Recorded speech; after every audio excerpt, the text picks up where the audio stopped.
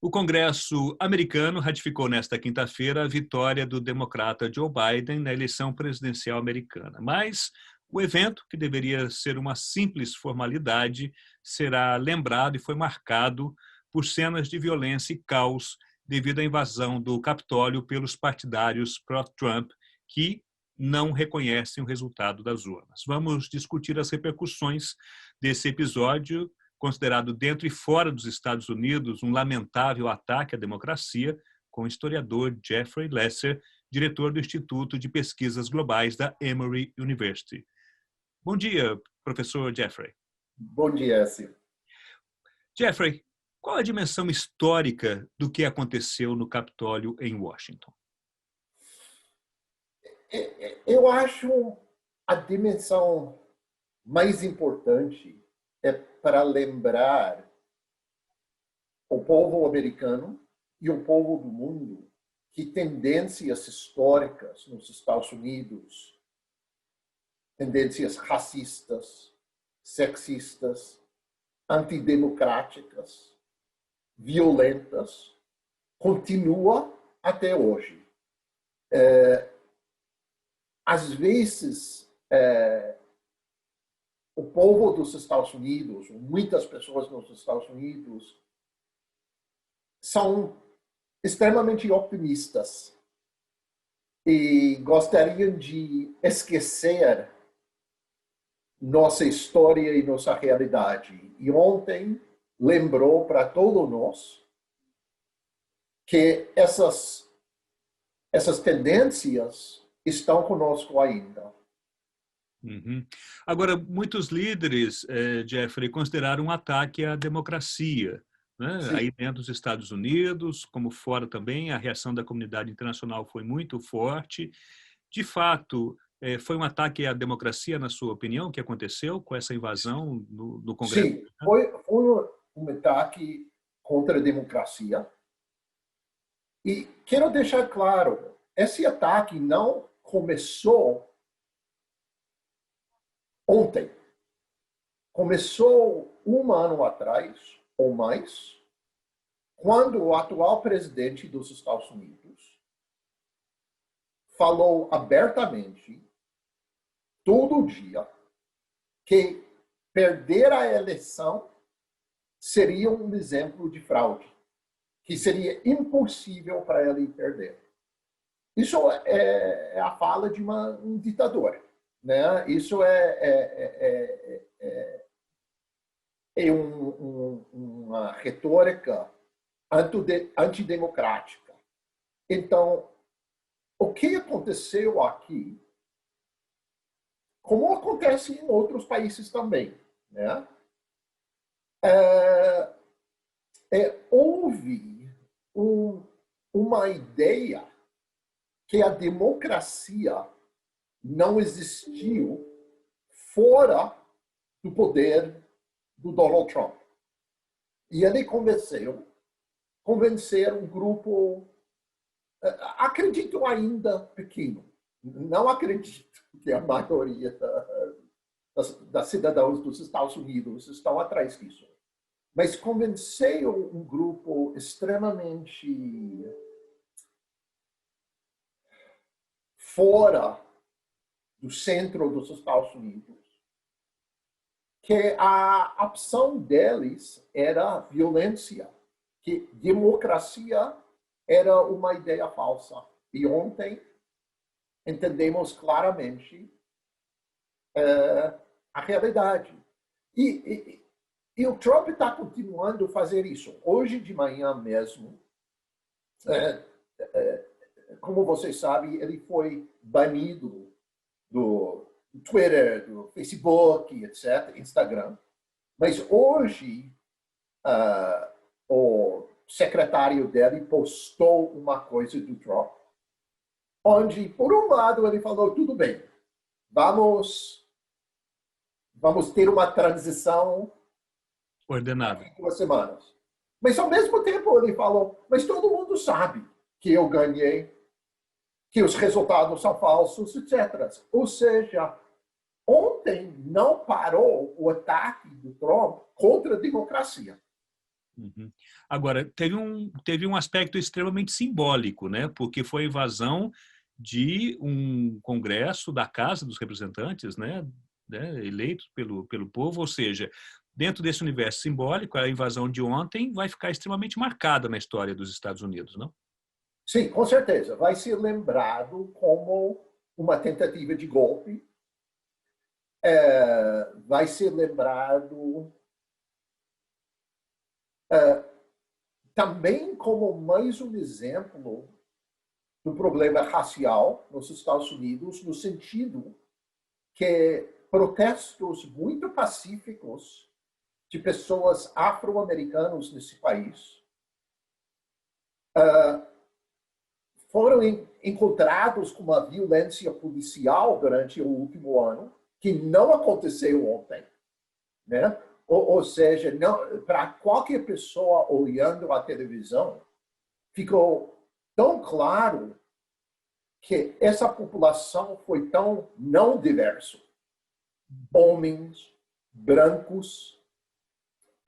Certamente para a gente aqui em Georgia, onde eu moro, onde a Emory Universidade fica, na cidade de Atlanta, ligamos tanto essa questão de violência e também a questão de ontem com as eleições de senadores. Né? Já tem pessoas dizendo, talvez parte dessa tentativa de golpe ontem foi uma reação da eleição de um senador negro, afro-americano, o que chamamos afro-americano, e um senador judeu-americano, os dois pela primeira vez na história da Geórgia. Ou seja, não dá para ver, além da questão antidemocrática, as questões de racismo dentro dessa tentativa de golpe ontem. O senhor insiste em tentativa de golpe. Pode-se Sim. falar que realmente é uma tentativa de golpe de Estado? Sim, no sentido das pessoas que estavam tentando. Eu acredito que houve uma certa esperança, ou sonho, talvez melhor, que a invasão do Capitólio, seria seguido por apoio do Trump, apoio dos republicanos no Senado e talvez apoio do Exército. Isso foi um sonho, né? Não estou dizendo que ia acontecer, é um sonho. Até uma semana atrás foi muito interessante. Pela primeira vez na história dos Estados Unidos, os últimos 10 secretários de defesa emitiram uma carta dizendo que o Exército não deve se envolver nas políticas dos Estados Unidos. Isso é inacreditável para quem está nos Estados Unidos. Claro, para nós que estamos pesquisando fora dos Estados Unidos, temos uma certa experiência.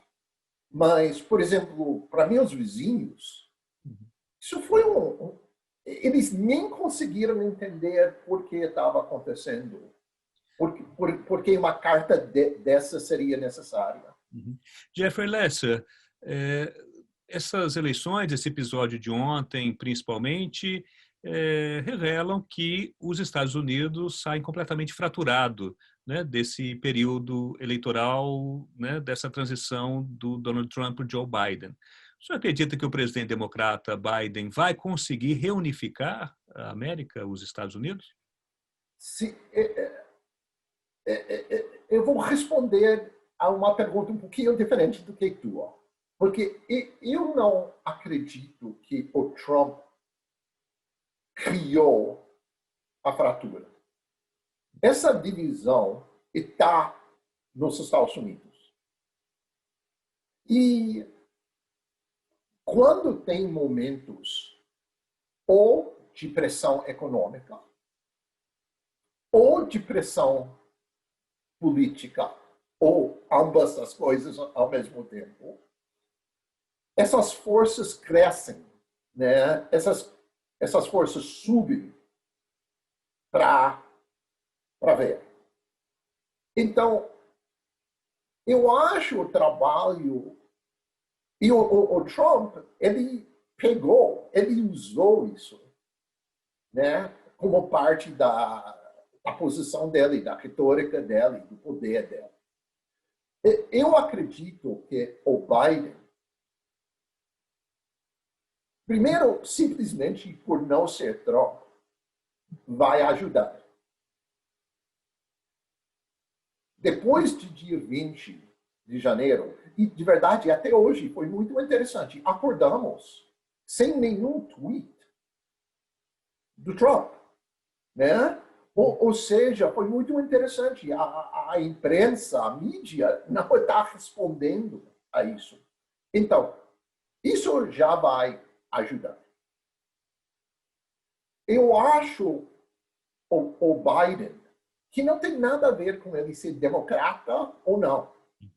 Eu acho qualquer presidente, não Donald Trump, vai ajudar no sentido que vamos ter um plano nacional de vacinação. Isso vai ajudar muito. Nós vamos ter um plano nacional que reconhece a realidade econômica. Isso é uma das coisas muito interessantes na eleição aqui em Geórgia. A maioria das pessoas que votaram em Trump, seguindo os ibopes, que votaram nos candidatos republicanos, disseram que a pandemia não houve influência na vida econômica pessoal deles. Ou seja, só é uma minoria pequena. Isso são as pessoas de privilégio. Enquanto a maioria da população está numa situação difícil. E, com certeza, o Biden, sendo não Trump, vai ajudar. Né? Mas eu não acredito isso é ligado com ele ser democrata. Uhum. Agora, o senhor vê o país fraturado ou não? Com certeza. Mas foi sempre fraturado. Desde que eu nasci, foi fraturado.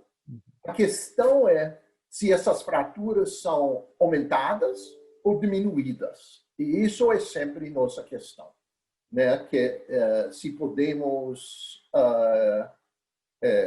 diminuir a situação. Como historiador, como acadêmico, acreditamos em estruturas sociais. Ou seja, um presidente e outro não cria ou descria racismo, ou sexismo, ou homofobia. São tendências nos Estados Unidos, no Brasil, Canadá, etc.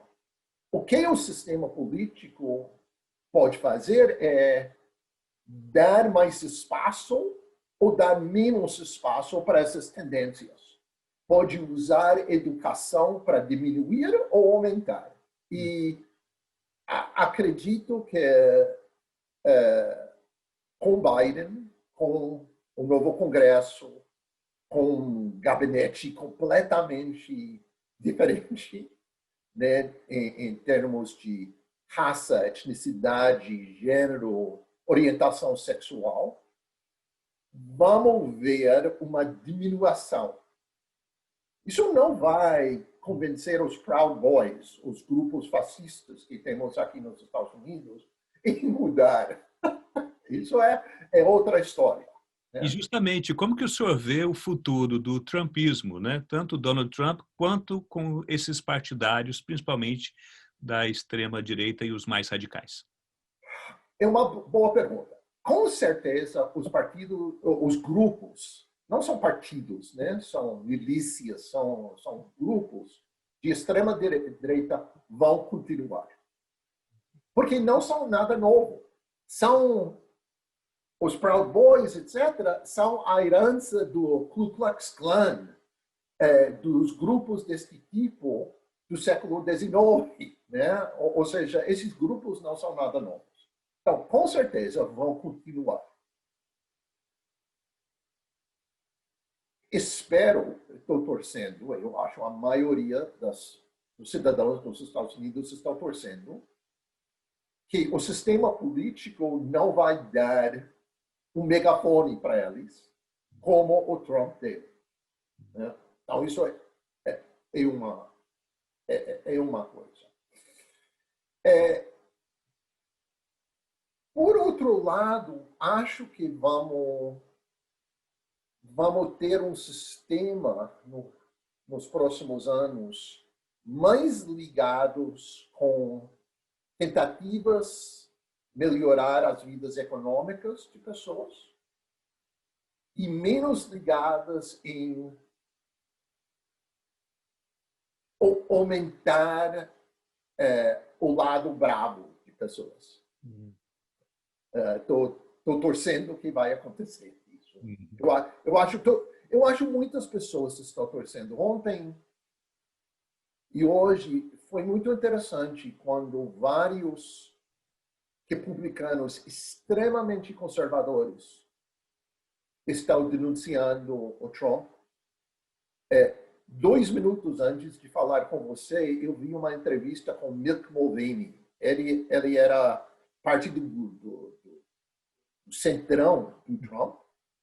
E agora ele tem um pequeno cargo como consultor americano ao governo da Irlanda do Norte. Uhum.